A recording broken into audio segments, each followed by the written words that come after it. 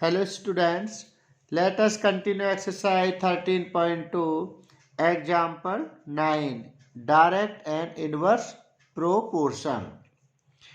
If 15 workers can build a wall in 48 hours, if 15 workers can build a wall in 48 hours, how many workers will be required to do the same work in 30 hours?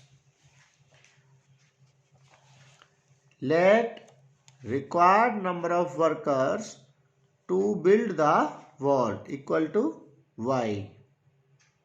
Now time taken in hours and number of workers. 15 workers to complete the work in 48 hours.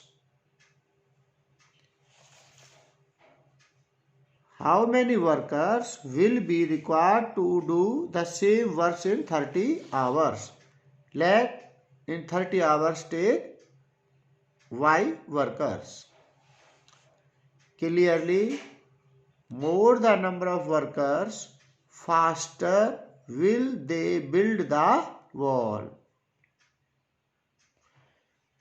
Clearly, more the number of workers, faster will they build the wall. So it is a case of inverse proportion. Now, in inverse proportion, write as 30 multiply y equal to 48 multiply 15. Now y equal to 48 multiply 15 upon 30. 15 1 ja 15, 15 2 ja 30, 2 1 ja 2, 2 2 ja 4, 2 4 ja 8. Y equal to 24. Hence the required number of workers is 24 to finish the work. This is your answer. Now question number 1, exercise 13.1. Following are the car parking charges near a railway station up to 4 hours rupees 60, 8 hours rupees 100, 12 hours rupees 140, 24 hours rupees 180. Check if the parking charges are in direct proportion to the parking time. Check in a direct proportional between parking charges and parking time. Now 4 hours rupees 60, write as 4 upon 60. 4 1 ja 4, 4 15 ja 60, that is 1 upon 15.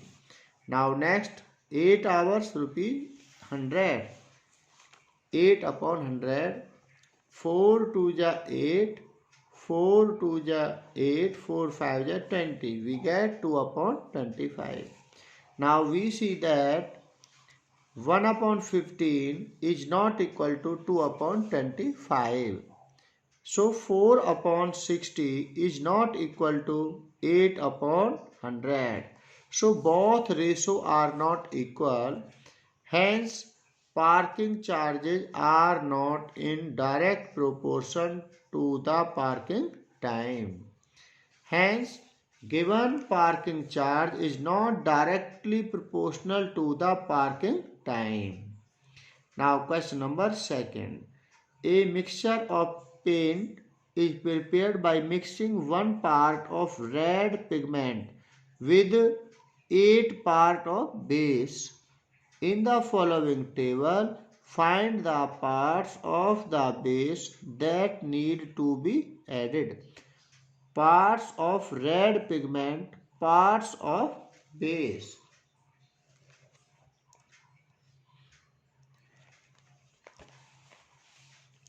Given a mixture of paint is prepared by mixing 1 part of red pigment with 8 parts of base. So it is a direct proportion. Now parts of red pigment, parts of base. Parts of red pigment 1, parts of base. Next part of red pigment 4. 4 1 ja 4. 4 8 ja 32. 4 upon 32, that is 1 upon 8. Now next 7 1 ja 7, 7 8 ja 56. 7 upon 56 as ratio 1 upon 8.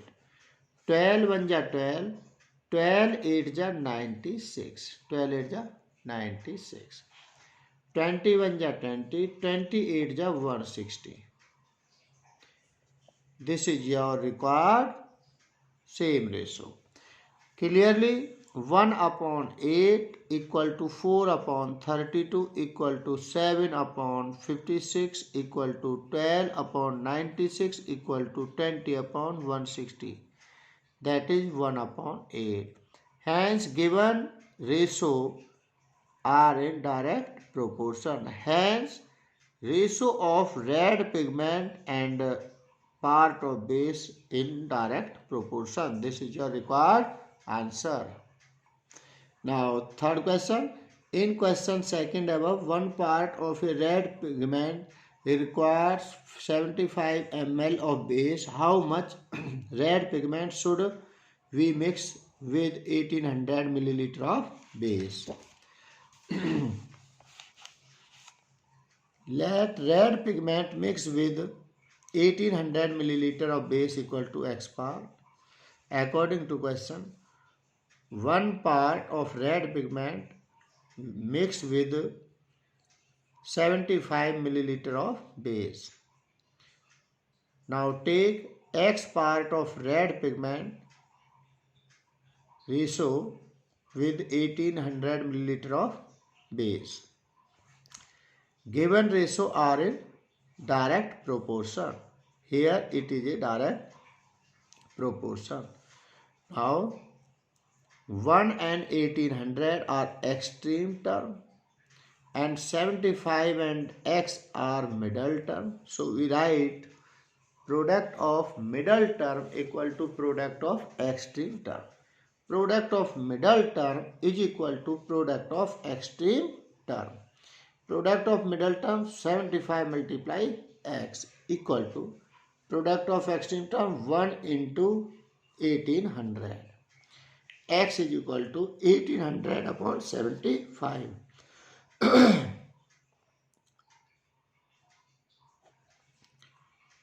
25 3 ja 75. 25 7 ja 175. 180 minus 175. 5 5 0 50. 25 2 ja 50. 3 1 ja 3. 3 2 ja 6. 3 4 ja 12. We get X equal to 24. X equal to 24. Hence, red pigment mixed with 1800 milliliter of base is 24 parts. This is your answer. Now do exercise 13.1 in your fair notebook. Thank you.